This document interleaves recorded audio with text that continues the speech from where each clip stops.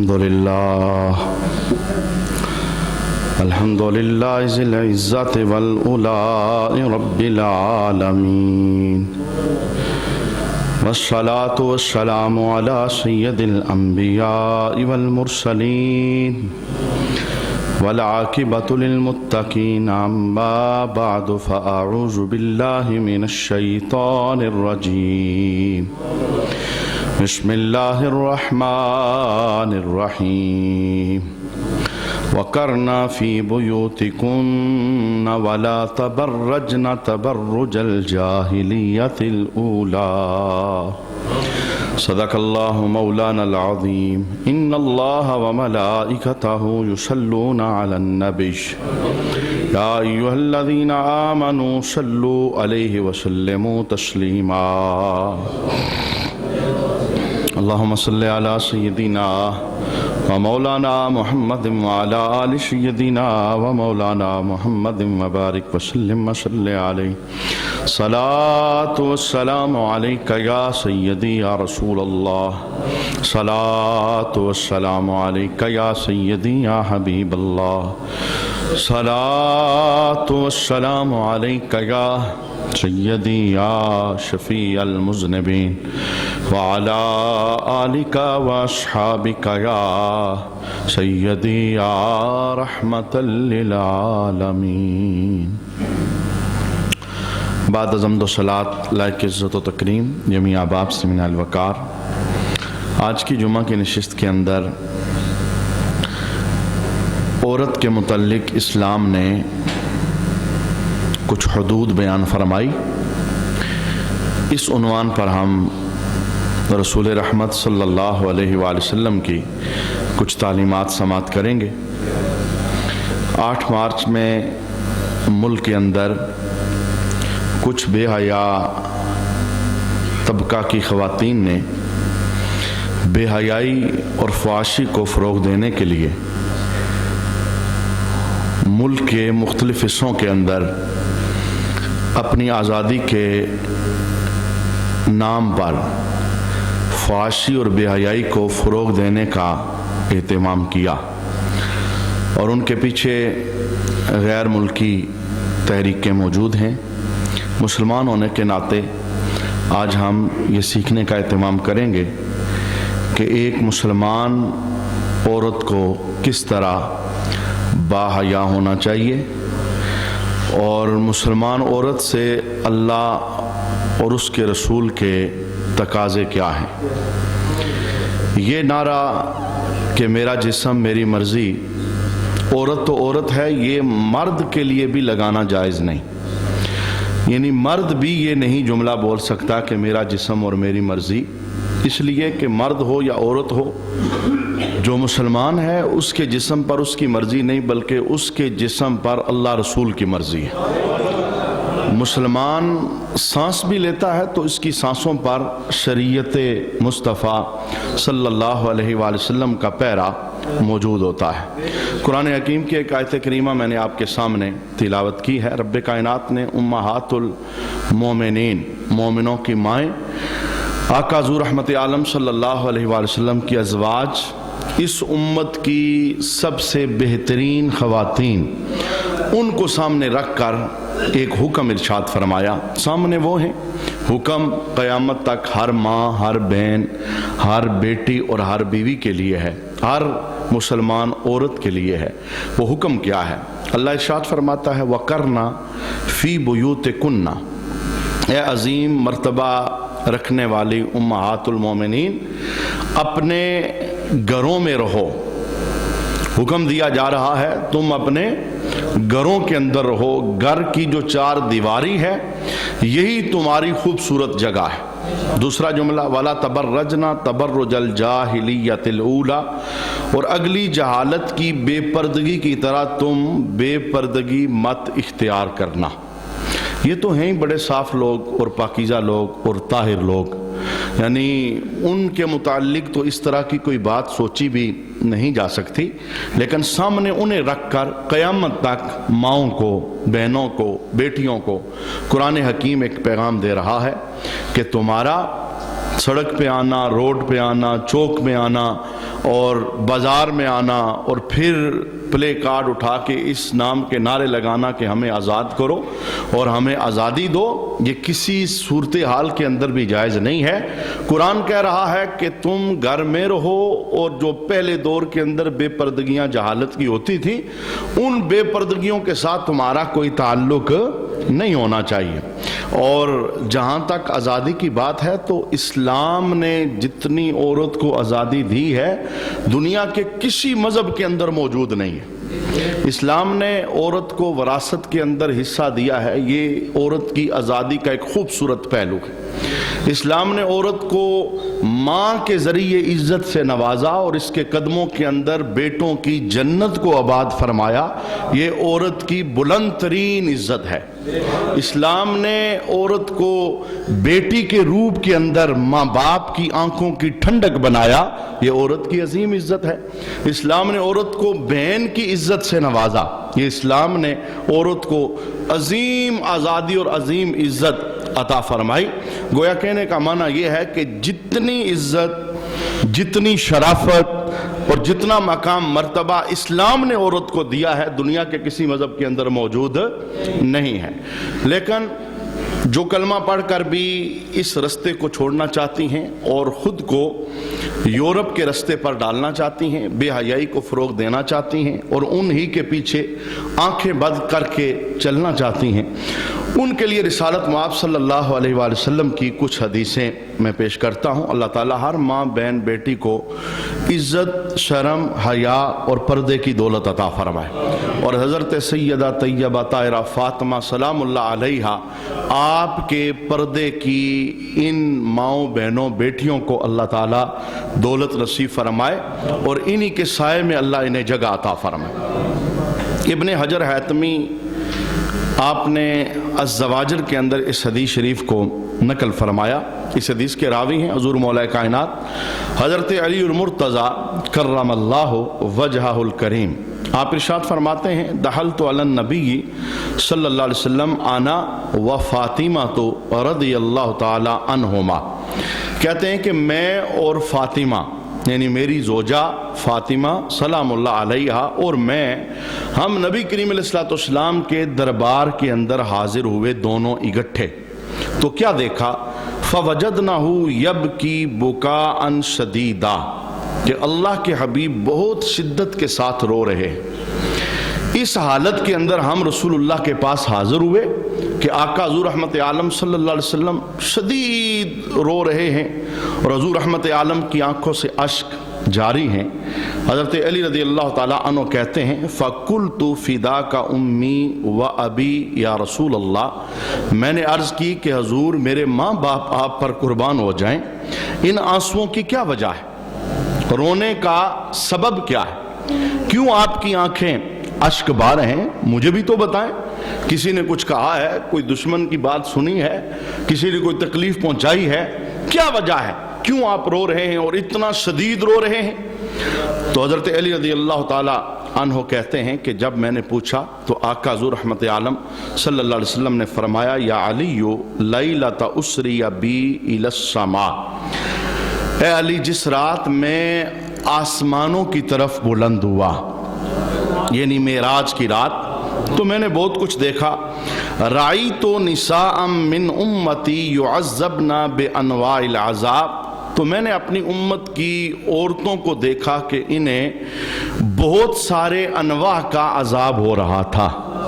آج میں تنہا بیٹھا تھا، ان کا عذاب سوچ کر میری اشک اور آنسو جاری ہو گئے۔ کتنا غم ہے امت کا اور کتنی فکر ہے امت کی، یعنی ایک امتی کو تکلیف میں دیکھ کر، عذاب میں مبتلا دیکھ کر، عورتوں کا ایک گروہ اور ایک طبقہ اسے عذاب میں مبتلا دیکھ کر میرے حبیب رو رہے ہیں اور آنکھوں میں اشک جاری ہیں۔ کہا علی میں نے اس رات کے اندر عورتوں کے مختلف عذاب دیکھے تھے، آج تنہا بیٹھا تھا، وہی عذاب ذہن میں آئے تو میری آنکھوں سے اشک جاری ہو گئے۔ اب میرے محبوب کریم علیہ السلام نے وہ بیان کیا کہ میں نے کیا دیکھا۔ حضور فرماتے ہیں رأیت امرأة معلقة بشعرها، میں نے ایک عورت کو دیکھا کہ اس کو اس کے بالوں کے ساتھ باندھا گیا ہے، لٹکایا گیا ہے۔ یبلی دماغها، اور دماغ ان کا کھول رہا ہے. جیسے ہانڈی چولہے کے اوپر رکھو پانی ڈال کے تو پانی کھولتا ہے, اس تپش کی وجہ سے ان کے بالوں کو باندھا گیا ہے, بالوں سے لٹکایا گیا ہے, اور ہانڈی کی طرح ان کا دماغ کھول رہا ہے. ایک تو یہ دیکھا. دوسرا کیا, میرے محبوب فرماتے ہیں وَرَأَيْتُ امْرَأَةً مُعَلَّقَةً بِلِسَانِهَا, میں نے ایسی عورتیں بھی دیکھی جنہیں ان کی زبانوں سے باندھا گیا تھا. ایک گروہ عورتوں کا جنہیں بالوں سے باندھا گیا تھا, اور ایک گروہ عورتوں کا جنہیں ان کی زبانوں سے باندھا گیا تھا. پھر میرے محبوب فرماتے ہیں وَرَأَيْتُ امْرَأَةً قَدْ شُدَّ رِجْلَاهَا إِلَى صَدْيَيْهَا, پھر میں نے عورتوں کی ایک جماعت دیکھی جنہیں ان کے پاؤں موڑ کر ان کے سینوں کے ساتھ باندھا گیا تھا. یہ تین قسمیں. پہلی قسم کچھ عورتوں کو بالوں کے ساتھ باندھا گیا, دوسری قسم کچھ عورتوں کو زبان کے ساتھ باندھا گیا, اور تیسری قسم کچھ عورتیں جن کے پاؤں موڑ کر ان کے سینوں کے ساتھ انہیں باندھا گیا. رسول اللہ ارشاد فرماتے ہیں اور میں نے عورتوں کی ایک جماعت دیکھی وَيَدَاهَا إِلَى نَاسِيَتِهَا, اور میں نے دیکھا کہ کچھ عورتیں ایسی ہیں جن کے ہاتھوں کو موڑ کر ان کی پیشانیوں پر باندھا گیا تھا. یہ میں نے چار قسم کی عورتیں دیکھی. اور پھر ساتھ کیا دیکھا, وَقَدْ صَلَّتَ اللَّهُ عَلِيَّ الْحَيَّاتِ وَالْأَقَارِبِ, میں نے دیکھا کہ ان کے اوپر رب نے بچھو اور سانپ مسلط کیے ہوئے تھے. یہ عذاب بھی بڑا عذاب تھا. بالوں کے ساتھ باندھ دیا جانا, زبان کے ساتھ باندھ دیا جانا, اور پاؤں کو موڑ کر سینوں پر باندھ دیا جانا, ہاتھوں کو پیشانیوں پر باندھ دیا جانا. یہ عذاب بھی بڑا عذاب تھا. لیکن میں نے کیا دیکھا کہ ان پر رب نے سانپ چھوڑے تھے اور بچھو چھوڑے تھے جو مسلسل انہیں ڈنگ مار کے اذیت دے رہے تھے.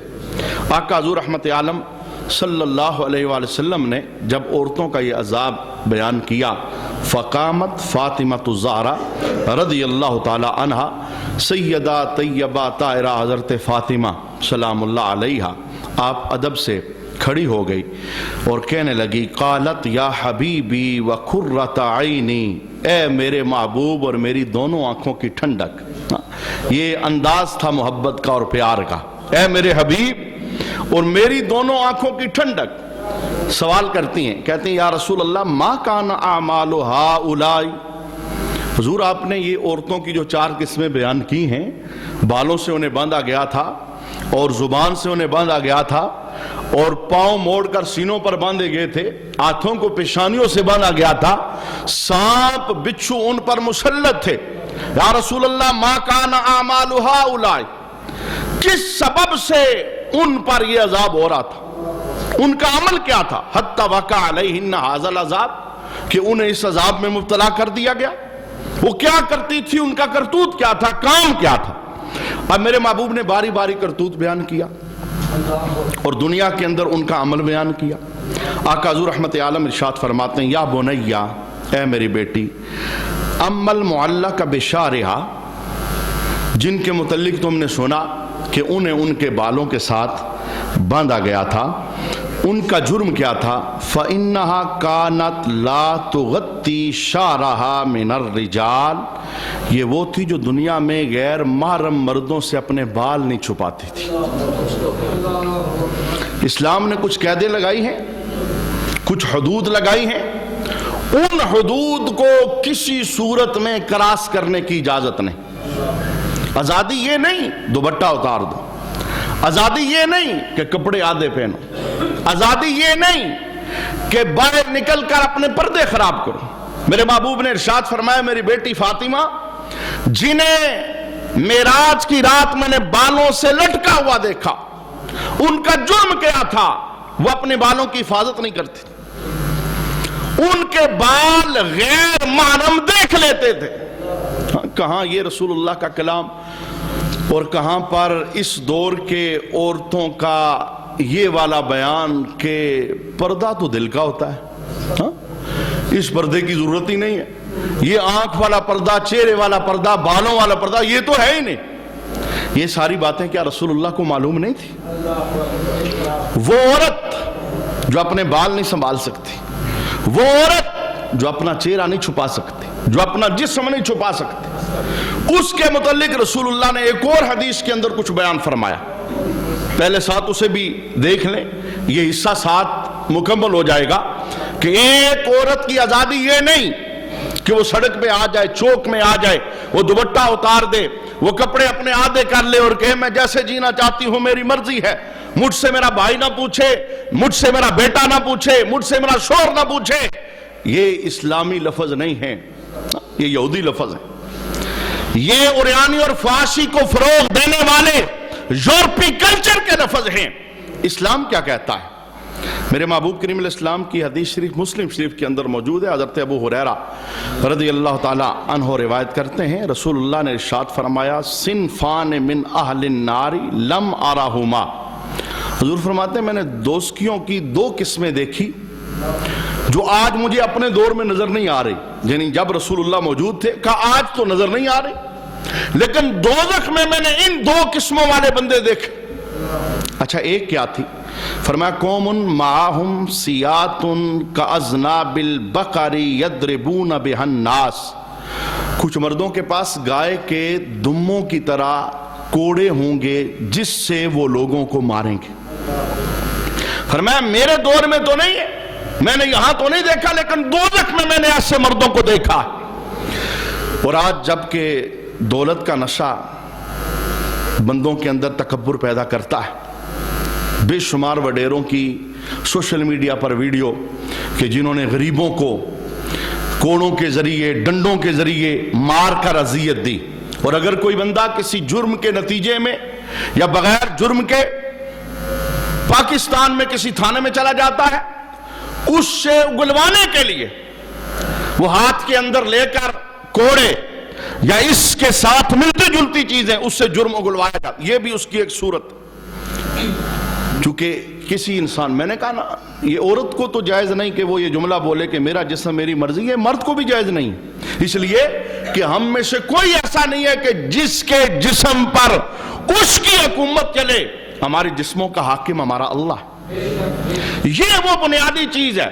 تو ایدی صاحب نے نا مرنے کے بعد اپنی آنکھوں کو عطیہ کیا تو علماء نے کہا یہ بات ٹھیک نہیں, اس لیے کہ ہم نے کام نہیں دیکھنا, ہم نے شریعت کا ترازو دیکھنا ہے. کوئی بندہ مرنے کے بعد یا مرنے سے پہلے وصیت نہیں کر سکتا میری آنکھیں فلاں جگہ ڈونیٹ کر دینا. وجہ یہ ہے ان آنکھوں کا یہ خود مالک ہی نہیں ہے. یہ کیسے آنکھ دے سکتا ہے, یا یہ کیسے اپنا کوئی عضو دے سکتا ہے یا دینے کی وصیت کر سکتا ہے؟ یہ وصیت باطل ہے, نہیں دی جا سکتی. وجہ یہ ہے ان آنکھوں کے ہم مالک نہیں, اس کا مالک وہ ہے جس نے انہیں پیدا فرمایا. اس کی ملکیت میں اس کی اجازت کے بغیر کسی کو تصرف کی اجازت ہی نہیں.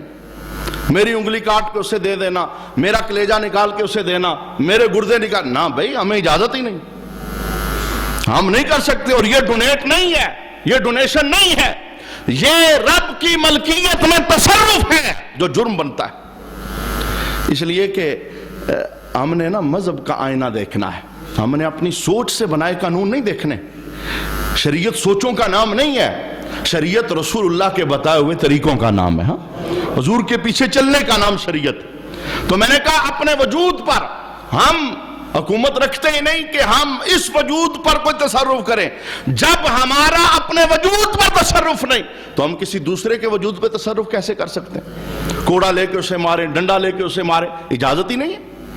بالکل مذہب نے اجازت نہیں. جیسے ہمارا اپنا وجود اس کے ہم حاکم نہیں ہیں, ہم تصرف نہیں کر سکتے, ایسے ہی کسی کا وجود ہم اس پر بھی تصرف نہیں کر سکتے. حضور فرماتے ہیں میں نے ایک قسم یہ دیکھی جو گائے کے دموں کی طرح کوڑوں کے ساتھ لوگوں کو اذیت اور تکلیف دیتے تھے, میں نے دوزخ میں انہیں دیکھا.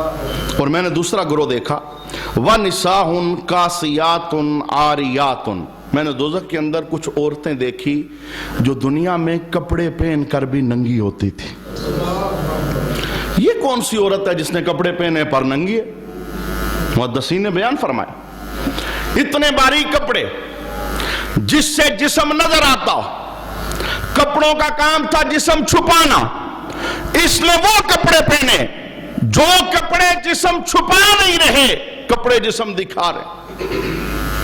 یہ تو عام زندگی کی بات کرتا ہوں. نماز کے اندر اگر کسی عورت نے ایسے کپڑے جو آج مارکیٹ میں عام ہیں, ہاف بازوؤں والے, ہاف بازوؤں میں شمیز لگی اور باقی سارے وہ اگر نیٹ کی جالی لگی ہے تو ایسی عورت نماز پڑھے گی؟ نماز ہی نہیں ہے۔ باریک دوپٹہ سر پہ رکھ کر جس سے بالوں کی سیاہی نظر آتی ہے، نماز پڑھے گی؟ نماز ہی نہیں ہے، کیونکہ نماز کے اندر ستر عورت یہ فرض ہے، اور یہ شرط اگر پوری نہیں ہوگی تو نماز کامل نہیں ہوگی۔ نماز کی بات اور نماز کے علاوہ میرے محبوب ارشاد فرماتے ہیں وَنِسَاءٌ قَاسِيَاتٌ عَارِيَاتٌ، میں نے دوزخ میں ایسی عورتیں دیکھی جو کپڑے پہن کر بھی ننگی تھی، انہیں دوزخ میں عذاب دیا جا رہا تھا۔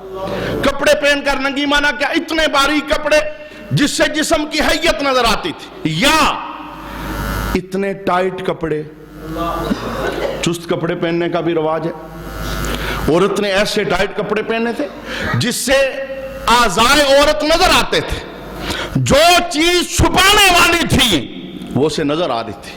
جناب یہ پینٹ شرٹ مرد اگر مجبوری میں پہنے، مثلا کسی دفتر میں کام کرتے ہیں، اسکول میں جاتے ہیں، مجبوری ہے، اس کے بغیر چارہ نہیں، پھر تو کوئی ان کے لیے رخصت نکل سکتی ہے، لیکن عورت کے لیے تو کسی صورت رخصت نہیں۔ ہاں وہ اگر پینٹ شرٹ پہنے گی تو اپنا جسم کیسے چھپائے گی؟ جو چھپانے والی چیز تھی وہ تو صاف نظر آ رہی ہے۔ اللہ کے حبیب فرماتے ہیں میں نے کیا دیکھا دوزخ میں؟ نساء کاسیات عاریات، کچھ عورتیں ایسی ہیں کپڑے پہن کے بھی ننگی، باریک کپڑے تھے یا ٹائٹ کپڑے تھے، یا تیسرا معنی یہ ہے کپڑے پورے نہیں تھے۔ یہ وہ پابندی ہے، کہتے ہیں جی پابندی کس نے لگائی؟ ہم آزاد ہونا چاہتی ہیں، جناب پابندی اس نے لگائی ہے جس کا ہم نے کلمہ پڑھا ہے، وہ تم نے پڑھا ہی نہیں، وہ تمہیں پتہ ہی نہیں۔ تمہارا یہ سوال، اور اس دفعہ تو نالائکی اتنی زیادہ ہوئی کہ اللہ رسول کو بھی یہ جملے بولے گئے، اللہ سن لے ہماری آزادی، رسول سن لے ہماری آزادی۔ اللہ تعالیٰ ان ظالموں پر اپنا قہر و غضب نازل فرمائے جنہوں نے غیروں کے نعروں کو اپنی زبان پر جاری کیا، اور ان کا تو ایک سوچا سمجھا منصوبہ ہے، آج کا نہیں ہے، بہت پرانا ہے۔ وہ ہر دور میں بندے خریدتے، ہر دور کے اندر وہ یونین بنا کے بندے خریدتے، جو ان کی بولی بولیں پیچھے انہیں پیسے دیے جاتے، کیونکہ انہیں پتا ہے کہ مسلمان کو گرانا ہے تو ان میں بے حیائی عام کر دو، انہیں فحاشی کا دلدادہ بنا دو۔ جب یہ اس سیلاب کے اندر بہ جائیں گے تو پھر ان کے لیے اٹھنا بڑا مشکل ہو جائے گا۔ دیکھیں کچھ چیزیں ہوتی ہیں جب بندہ اسے برا سمجھتا ہے تو پھر برا سمجھ کے اس سے روکتا ہے، لیکن انہوں نے جال کچھ ایسا ہمارے درمیان ڈالا ہے کہ عقلیں سلب ہو گئی۔ ہم غلط کو غلط نہیں کہہ رہے، ہم برے کو برا نہیں سمجھتے۔ ایک جال میڈیا کے ذریعے وہ ہمارے دماغوں میں ایسا ڈالا گیا، جو غلط تھا وہ غلط نہ رہا، جو گندا تھا وہ گندا نہ رہا، مردوں کی عقلوں پر پردہ ڈالا گیا۔ وہ اکبر آبادی کا جملہ معاشرے کی بے رحمی کو بہت خوبصورت سمجھا رہا ہے۔ آپ نے کیا کہا تھا؟ بے پردہ کل جو نظر آئیں چند بیبیاں، الات کی عکاسی کی تھی آپ نے، بے پردہ کل جو نظر آئی چند بیبیاں، اکبر وہیں پہ غیرت قومی میں گڑ گیا۔ ہماری تہذیب کیا تھی؟ تمدن کیا تھا؟ ہم نے کلمہ کس کا پڑھا ہے؟ ہمارے اصول کیا تھے اور ہو کیا رہا ہے؟ اکبر وہیں پہ غیرت قومی میں گڑ گیا۔ اور لکھتے ہیں، کہتے ہیں پوچھا جو ان سے آپ کے پردہ کا کیا ہوا؟ میں نے انہیں پردہ دیکھا، دوپٹے اترے تھے، کپڑے آدھے تھے، تو اکبر کہتا ہے اپنے سوال میں، پوچھا جو ان سے آپ کے پردہ کا کیا ہوا؟ کہنے لگی کہ عقل پہ مردوں کی پڑ گیا۔ مرد کی عقل پہ پردہ پڑ جائے عورت بے حیا ہو جاتی، عورت شیطان کی قیدی ہو جاتی ہے۔ تو اللہ کے حبیب نے ارشاد فرمایا میں نے دوزخ کے اندر دو گروہ دیکھے، ایک وہ جن کے ہاتھوں میں گائے کے دموں کی طرح کوڑے تھے، انسانوں کو تکلیف دیتے تھے، اور دوسری وہ عورتیں جو کپڑے پہن کے ننگی تھی، اور ساتھ کیا کہا؟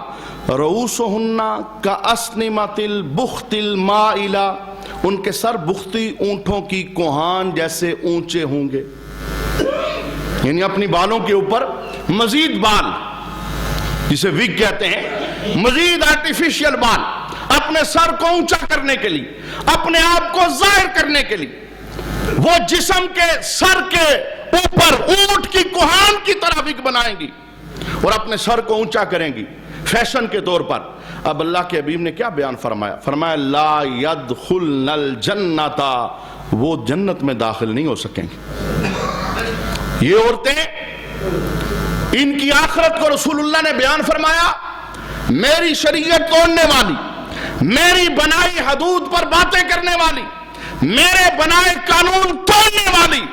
سنو، جس نے جسم نہ چھپایا، سر نہ چھپایا، پردہ نہ کیا، مجھ محمد کی دی ہوئی عفت کو تار تار کیا، اللہ کے حبیب فرماتے ہیں لا يدخلن الجنت، وہ جنت نہیں داخل ہوگی. صرف جنت نہیں، ولا یجدنا ریحہا، یہ تو جنت کی خوشبو بھی نہیں پا سکیں. وَإِنَّ رِيحَهَا لَيُوجَدُ مِن مَّسِيرَةِ كَذَا وَكَذَا، حالانکہ جنت کی خوشبو بہت دور سے، حدیث میں ہے 500 سال کی مسافت سے جنت کی خوشبو آ رہی ہوگی. تو جس عورت نے دنیا میں عفت کا خیال نہ رکھا، طہارت کا خیال نہ رکھا، پردے کا خیال نہیں رکھا، فرمایا جنت تو دور کی بات ہے، جنت کی خوشبو بھی اس تک نہیں پہنچے گی. اللہ تعالیٰ ماؤں بہنوں کو پردے کی دولت نصیب فرمائے. رسول اللہ فرماتے ہیں میں نے پہلا جو دوزخ کے اندر معراج کی رات حال دیکھا، عورتوں کو بالوں سے لٹکایا گیا تھا. تو وجہ کیا تھی؟ دنیا میں یہ بال غیر محرموں سے چھپاتی نہیں تھی. اور دوسرا وَأَمَّا الْمُعَلَّقَ بِلِسَانِهَا فَإِنَّهَا كَانَتْ تُؤْذِي زَوْجَهَا، فرمایا جن عورتوں کو میں نے دیکھا کہ انہیں دوزخ کے اندر ان کی زبانوں سے لٹکایا گیا تھا، یہ وہ تھی جو دنیا میں شوہر کو باتیں سنایا کرتی. یہ سلوگن جتنے یہاں اٹھائے گئے یہ سارے کے سارے اسلام مخالف سلوگن. شوہر کو اذیت زبان کے ذریعے، شوہر کو تکلیف زبان کے ذریعے. اور مذہب تو یہ کہتا ہے تیرا پورا جسم زخمی ہو جائے، زخموں سے خون نکلے، پی پینا شروع کرے، اور اگر تیری عورت تیری زبان اپنی زبان سے جسم چاٹے، اے شوہر تیرا حق پھر بھی ادا نہیں کر سکتا. تیرا مذہب نے اتنا حق بیان کیا. اور فرمایا جس نے دنیا کے اندر اپنے شوہر کو اذیت دی زبان کے ذریعے، اس عورت کو زبان کے ساتھ دوزخ کے اندر میں نے لٹکتے ہوئے دیکھا. اور میرے محبوب فرماتے ہیں وَأَمَّا الْمُعَلَّقَ بِصَدْيَيْهَا، تیسری قسم جن کے پاؤں سینوں کے ساتھ بندھے ہوئے تھے، یہ کون تھی؟ فرمایا یہ وہ تھی جو اپنے جسم کی غیر مردوں سے حفاظت نہیں کرتی تھی. ظاہر جب بے پردگی ہوگی تو حفاظت تو نہیں ہوگی. پردہ سب سے بڑی حفاظت ہے، برقع سب سے بڑی حفاظت ہے. یہی وجہ ہے انگلینڈ کے اندر زوجہ گلفام شہین جو پہلے اسی ماحول کے اندر پڑی اور آزاد خیال عورت تھی، اور جس وقت اس نے کہا کہ میں سٹڈی کرنا چاہتی ہوں دنیا کے مذاہب کی، اس نے سارے مذاہب پڑھے اور آپس میں موازنہ کیا، تو وہ اس لبادے میں آ گئی کہ اس نے برقع پہن لیا. پھر وہاں کے صحافیوں نے اس سے پوچھا کہ آزاد چھوڑ کے تو برقعے میں کیوں آئی، آزادی چھوڑ کے قید میں کیوں آئی؟ تو اس نے کیا کہا؟ اس نے کہا میں نے دنیا بھر کے مذاہب پڑھے ہیں، میں اسی ماحول سے اٹھی ہوں، میں نے سارا ماحول دیکھا، دنیا کے مذاہب پڑھے، میں نے موازنہ کیا، جتنی میری عزت کی حفاظت آمینہ کے لال کا مذہب کرتا ہے کوئی بھی نہیں کرتا. میں نے اس لیے برقع پہنا. وہاں بیٹھے برقع پہنے اور ادھر والے برقع اتار کے پھینکیں. وہاں بیٹھے پلٹ کے مصطفیٰ کے قدموں میں آئے اور ادھر والے شیطان کے قدموں میں جانا چاہتے. اور آج اس کا وہاں پر مدرسہ ہے اور 700 بچیوں کو وہ دین پڑھا رہی ہے. یہ جگہ نہیں کہ جگہ ہو تو بندہ جناب مسلمان بنتا ہے، جگہ کی بات نہیں ہے. دل مسلمان ہو جائے تو یورپ کے اندر رہ کر بھی اللہ بندے کو عزت کی حفاظت کی توفیق عطا فرماتا ہے. اور اگر دل میں مسلمانی نہیں ہے تو پاکستان جیسا امن پسند اور مذہبی ملک اور دنیا میں کون سا ہوگا؟ یہاں رہ کر بھی اگر بندے کو لت پڑے اور کہ میں آزاد ہونا چاہتا ہوں، مجھے نہیں چاہیے پردہ، مجھے نہیں چاہیے عفت معابی، مجھے نہیں چاہیے دین کے اصول، تو پھر وہ انتظار کرے حضرت اسرائیل کا. پھر بتا میں کہتا ہوں یار دیکھو جب انسان فوت ہوتا ہے نا مرد عورت کیسا رب کا نظام ہے. مرد فوت ہو جائے کفن دو تو کتنے کپڑے 3. عورت فوت ہو جائے کفن دو تو 5 کپڑے. مولا جانا دونوں نے قبر میں ہے. ایک 3 کپڑے دوسری کو 5 کپڑے. مرد 3 کپڑوں میں جا رہا ہے عورت 5 کپڑوں میں جا رہی ہے. اضافہ کیا ہے؟ 3 تو برابر ہے. اضافہ کیا ہے؟ کا دوپٹہ بھی ہو کا سینہ بند بھی ہو. حالانکہ جو 2 چادریں دی ہیں جو کفنی قمیض پہنائی ہے اس نے سینے کو ڈھانپا ہے. کہا نہیں پھر بھی سینے پہ ایک اور کپڑا ہونا چاہیے. گویا رب یہ چاہتا ہے یہ میری بندی ہے میرے دربار میں آئے ذرا پردے میں ہو کے آئے. جب دنیا چھوڑ کے اسرائیل آئے اور تو پردے میں جائے تیرا دم نہ گھٹے. دنیا میں بھی تیرا دم نہیں گھٹنا چاہیے. اگر دنیا میں پردہ تیرا دم یہ تنگ کرے گا یا تیرا دم گھٹے گا تو پھر آگے رسول اللہ نے جو حال بیان کیے ہیں وہ سننے والے ہیں. میرے محبوب کہتے ہیں جنہیں پاؤں موڑ کر سینوں سے باندھا گیا ان کا جرم کیا تھا؟ جسم نے چھپاتی تھی ان کے اعضاء نظر آتے تھے غیر محرموں کی وہاں پہنچتے ہی. اب دیکھیے میرے محبوب نے ارشاد فرمایا کہ جن عورتوں کے ہاتھ پیشانیوں سے باندھے تھے ان کا جرم کیا تھا؟ پہلا جرم فَإِنَّهَا كَانَتْ لَا تَغْتَسِلُ مِنَ الْجَنَابَ وَالْحَیض. جب غسل عورتوں پہ فرض ہو جاتا مخصوص ایام کی وجہ سے یا جنابت کی وجہ سے تو غسل میں دیر لگاتی تھی. فجر کی نماز آیا 2 دن 3 دن 4 دن غسل نہ کیا. فرمایا یہ جرم تھا. اس جرم کی سزا میں نے دیکھی ہے دوزخ کے اندر سام بچھو مسلط تھے ہاتھوں کو پیشانیوں سے باندھا گیا تھا. اور ساتھ ایک جرم اور بھی تھا وَتَسْتَحْزُوا بِالصَّلَاةِ. یہ وہ عورتیں تھیں جو دنیا میں نماز کا مذاق اڑایا کرتی تھی. اور جتنے سلوگن اٹھائے گئے نا دین کا مذاق تھا. نماز شعار اسلام ہے نا. اسلام کے کسی ایک حکم کا مذاق پورے اسلام کا مذاق. اور فرمایا میں نے دوزخ میں عذاب دیکھا عورتوں کا جو اسلام کا مذاق اڑا رہی تھی اور انہیں دوزخ کے اندر اس عذاب کے اندر مسلط کیا گیا تھا. دیکھیں ایک عورت کو اپنے جسم کی کتنی حفاظت کرنی چاہیے. میں اس پر ایک آخری حدیث پڑھ دیتا ہوں تاکہ ہماری ماؤں کو بہنوں کو بیٹیوں کو رسول اللہ کی تعلیمات کا یہ مکمل حصہ مل جائے. حضرت ابو ہریرہ رضی اللہ تعالی عنہ آپ مسجد کی طرف آئے تو ایک عورت کے ساتھ سامنا آپ کا ہو گیا. یہ وہ دور تھا عورتیں مسجد میں آ کے نماز پڑھتی تھی. لقیت امرأ وجد منہا ریح الطیب. عورت کا سامنا ہوا تو عورت کے جسم سے خوشبو آ رہی تھی. تو ابو ہریرہ نے پوچھا اللہ کی بندی جہتی من المسجد تو کیا مسجد سے نماز پڑھ کے آ رہی ہے؟ اس نے کہا ہاں میں مسجد سے نماز پڑھ کے آ رہی ہوں. وَلَهُ تَتَيَّبْتِ کیا تو نے خوشبو مسجد جانے کے لیے لگائی تھی؟ اس نے کہا نعم میں نے مسجد جانے کے لیے نماز کے لیے خوشبو لگائی تھی. حضرت ابو ہریرہ کیا کہتے ہیں؟ کہتے ہیں انی سمیت حبی ابو القاسم میں نے اپنے سونے محبوب جناب محمد رسول اللہ صلی اللہ علیہ وسلم سے سنا ہے لا تقبل صلاۃ اللہ اس عورت کی نماز قبول نہیں کرتا جو خوشبو لگا کے مسجد جائے.